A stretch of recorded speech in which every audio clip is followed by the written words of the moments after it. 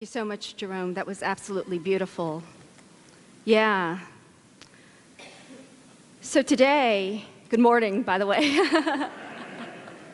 Good morning. If you saw me looking a little bit sour in this corner, you're going to find out why in a second. First, I want to take a poll and find out who here has ever done a 20-minute talk without notes. Wow, that's impressive. I am definitely one of those individuals. And today, I was invited, very last minute, I would say, to set my notes aside and see what comes out of me. Of course, I'm not putting these notes very far away. And I just heard, too, that I can call on Jerome if I need a friend. Right.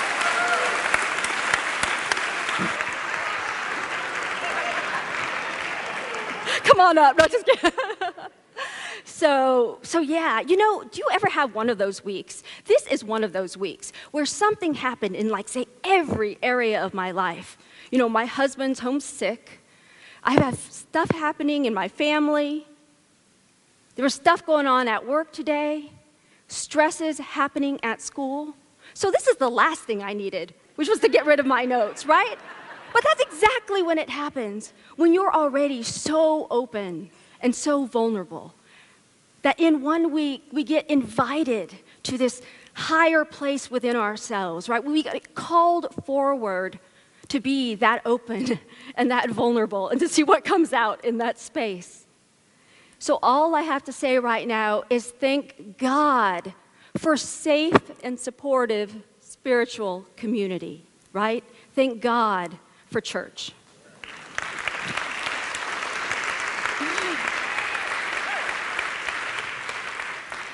And I also want to say thank God for Facebook. I tell you, because Facebook saves my life so often. So what happened was, I've been going through these challenges, and then very recently, just like a few weeks ago, I came across this post on Facebook, and it said essentially this, very apropos, I'd say, to today. Be an encourager. The world has plenty of critics already. Isn't that nice? Be an encourager. The world has plenty of critics already. So I did what any good Facebooker does, and I liked the post, and then I reposted it on my wall. And then when I reposted it, I was stunned to find the number of likes on that, which told me something about people's experience of criticism. So I was kind of dumbfounded by the level of popularity of this post. And I got to tell you, there was only one other post on my Facebook page that got more good press than this post. And it was the post of a photo of Duke Tufty wearing pink suspenders. Pink suspenders. So my Facebook page, a source of inspiration for us all.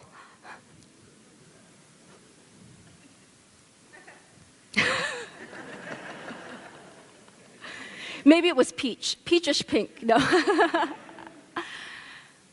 Be an encourager. The world has enough critics. I recently had an experience, not my first, of being criticized. And so this quotation spoke to me very deeply when I saw it. And as I sat with this in prayer and in meditation, as I sat with this, I really started to consider the ways in which our words can either heal or hurt other people. The way the words that we speak can either encourage or criticize, uplift or deflate. And as I pondered this, I realized, Facebook isn't the only book for inspiration. I turned to the good book, which was the Bible. And in the Bible, I found this beautiful passage in Proverbs, chapter 25, verse 11, that says this. A word fitly spoken is like apples of gold on a platter of silver. A word fitly spoken is like apples of gold on a platter of silver. That moved me so much. I found it to be so beautiful that it ended up being the basis of today's talk, apples of gold. So, I want to talk today, first and foremost, about how each of us deals with this experience of criticism and how each of us can start to be part of the solution and start to dole out words of encouragement to ourselves and to one another. But I have 4 things to say about criticism, first of all. First, as I well know and recently discovered, criticism can be very, very painful. It can feel debilitating. And how painful it is can depend sometimes on the person who's uttering the criticism, right? Sometimes we don't care what strangers say, but if it's my mama, right, or if it's my boss, then those words can affect me more deeply, hurt me more deeply. Sometimes it depends on the content of what is said, right? Like, I have nothing vested in being an artist. I can hardly draw. So if you critique my drawing, I'll be like, yeah, I don't know, that's either a stick figure or that's a flower. Who knows? But if you critique my integrity, or if you critique my ability to execute my vocation, then my skin prickles. And then there's another thing I'll consider, your intention, right? As we hear words that feel critical, we might look at that person and see, do they have a malicious intention in this? Or do they have a good intention in mind, and that can maybe affect the degree to which I feel hurt or impacted. So criticism can certainly be painful.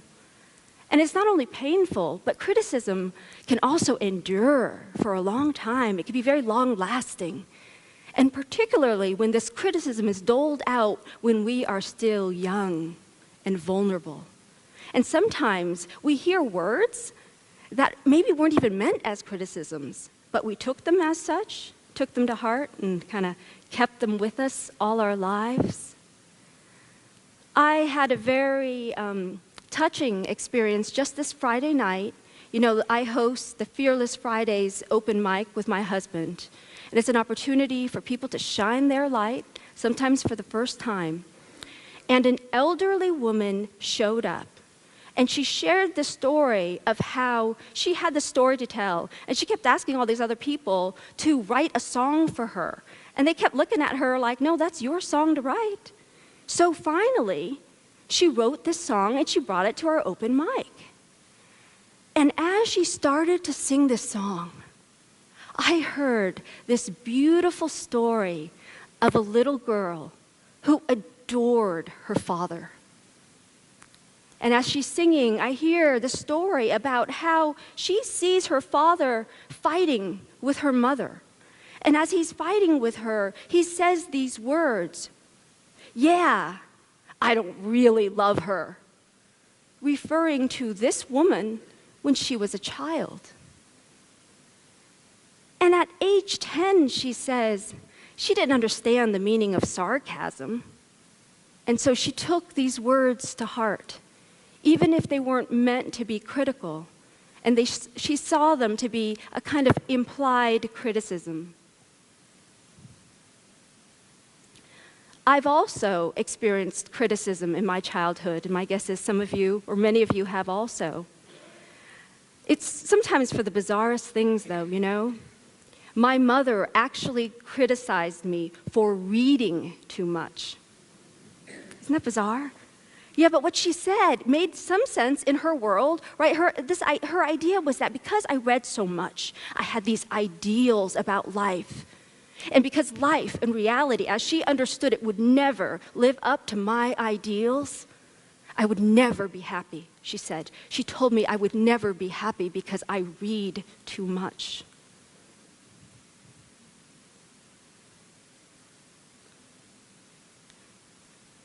So what were you told? What have you been told in your life? And what have you taken on? It's important to remember, this is my second point for today, that the experience of criticism is absolutely universal, right? But at the same time, when we receive it from another, when it really hurts, we can feel very alone in the midst of it. We can feel as if I, in particular, am being singled out by you, singled out. And then what happens is I feel so embarrassed or ashamed that I create a wall of solitude around me even more, because heaven forbid I tell a friend about it and they agree with this person, right? So criticism.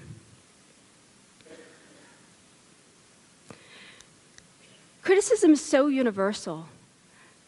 It's not only universal, but it seems like the more we put ourselves out there in the world, the more we subject ourselves to criticism.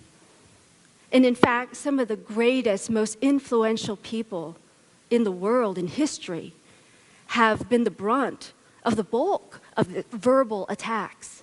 Take Jesus, for example. Jesus was criticized for his absolutely radical ideas. An idea like, I and the Father are one. He was also criticized for his actions, which most people didn't do. You don't go eat and break bread with those Gentiles. No one was doing that. So he was criticized for his actions. He was also criticized for his lack of credentials. He was criticized because he didn't have formal religious education. Jesus. And these same religious leaders who critiqued him on that basis decided they'd throw him another one and decide to question the morals of his mother. And so what is it? In John chapter 8, verse 41, they say, well, we are not sons of fornicators. So they resorted to these ad hominem attacks on his person and on that of his mother, of his upbringing. And likewise, we see in the Bible that the Apostle Paul, this guy who basically is responsible for the spread of Christianity as we know it, back in his day, he was criticized by his detractors, in which they said things like, oh yeah, he's a good writer. Oh yeah, he writes a good letter. Paul writes a powerful letter, but in person, he's a weakling, and he has nothing valuable to say. They said this of the Apostle Paul. So, criticism is a painful experience, and yet it's also a universal one. So I thought it was important, we here who talk about practical Christianity, to then talk about how do we individually, and maybe even collectively, address criticism. How do we deal with this? So there are numerous possible ways of addressing criticism. One is to become really, really defensive and think of very witty things to say, witty comebacks like, nuh-uh, right? Have you ever done that? Or another way to maybe address criticism is to go home, eat a pint of ice cream, and then binge watch your favorite TV show, right? To medicate. Another way might be to start drinking. Another way might be to attack the person back, right? Delegitimize what they had to say by attacking them. And then next, pull up all of your friends and start talking about how bad they are and get all of them to attack this person too. Those are options, and possibly options that some of us here have tried at some point in our lives. But through not my experience, but more like my intellectual study of these approaches, I've learned that they're really only short-term solutions, right? That they don't resolve and heal the underlying wound that we're encountering. In fact, they help numb us out so we don't even have to face that wound. And in failing to face that wound, we never get the gift that is embedded in this particular life challenge, which is the dealing with of criticism. So, what other way? What happens if we look at criticism as yet just another opportunity to deepen our spiritual awareness? To see it as hopefully we see everything that happens in our lives as a gift for us to grapple with if we are only willing to sit with it. That's been my experience applying truth principles to things like this. And this is a 4-step method that I've successfully actually applied in my own life. The first of these 4 steps is to feel your feelings. To allow the criticism to hurt you, to be affected by it, to let the anger rise, to let the shame fill you, so that we don't do that spiritual bypass. So, to stop analyzing the situation as a way of not feeling it, to stop medicating the situation with our various addictions so that we don't feel it, but to actually let ourselves sit down and be icky for a while. That's the first step, the most fun of them all. And once we have done that in a way that discharges that energy, that doesn't bypass but actually allows that energy to move through us, then we can take the next step, which is actually my favorite step. And that's the step of really owning the truth of what we are, which is unassailable. The truth of our identity as children of God, the truth of our wholeness, the truth of our beauty, our perfection, and our magnificence. We do this through centering in prayer and knowing our oneness with the divine. We do this in meditation, where in the silence we lose a sense of our separateness from all things. And for me, I also do it through affirmations and a particular mantra that I have from A Course in Miracles, which says this: nothing real can be threatened, and nothing unreal exists. Herein lies the peace of God. Nothing real can be threatened ever, and nothing unreal exists in truth. And herein lies the absolute peace of God. I dwell in this. May we all live in this knowing that we cannot truly be undermined or attacked by anything outside ourselves. That is step 2, and we do it every week here in church. And then step 3 is, once we have come to a place of groundedness so that we're not reacting to the situation, reacting from a place of lack, then we enter this look for the blessing or the gift. We don't do that too early. We do that in the 3rd step, where we look for the gift in the situation. We look for the growth opportunity. And truly, this criticism might have a kernel of truth in it for us. If we're willing to not be defensive, we might hear that, and we might respond to it. And in responding to it, we might then step into a fuller embodiment of our Christ self. But there's another possibility, that the growth opportunity here is that finally, we are faced with this possible complaint about ourselves, and we declare the truth, that there is absolutely nothing true about what you just said. There is nothing true. And now I get the chance to really release all my lingering fears that that was the case, and come into the knowing that there is nothing true about what you just said about me. And the fourth and final step is take positive action. It's not enough to know the truth, but we must live it. So perhaps we take the constructive criticism and we go out into the world, we take that next baby step in implementing it. Or perhaps the positive action is actually drawing clear boundaries around people in our lives that are verbally or otherwise abusive. Perhaps the action step is to go out there and do everything exactly as I've been doing it before, right?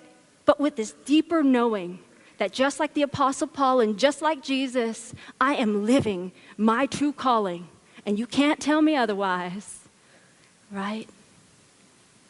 Fourth, the 4 steps to taking an experience like this and then allowing it to bless us through a deeper knowing of our true selves.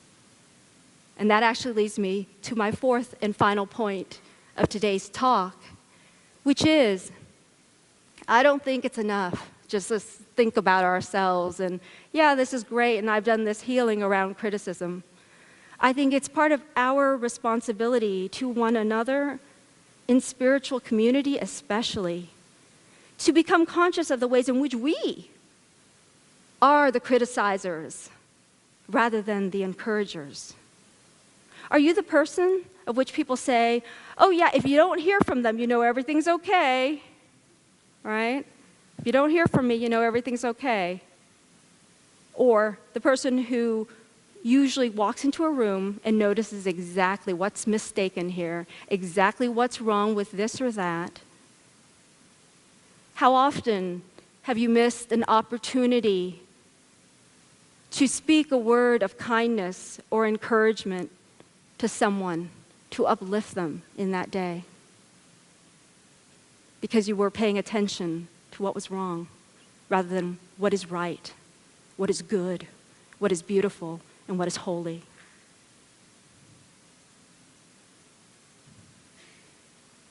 So, here in Unity, we teach that what we focus on grows, right? What we focus on blossoms.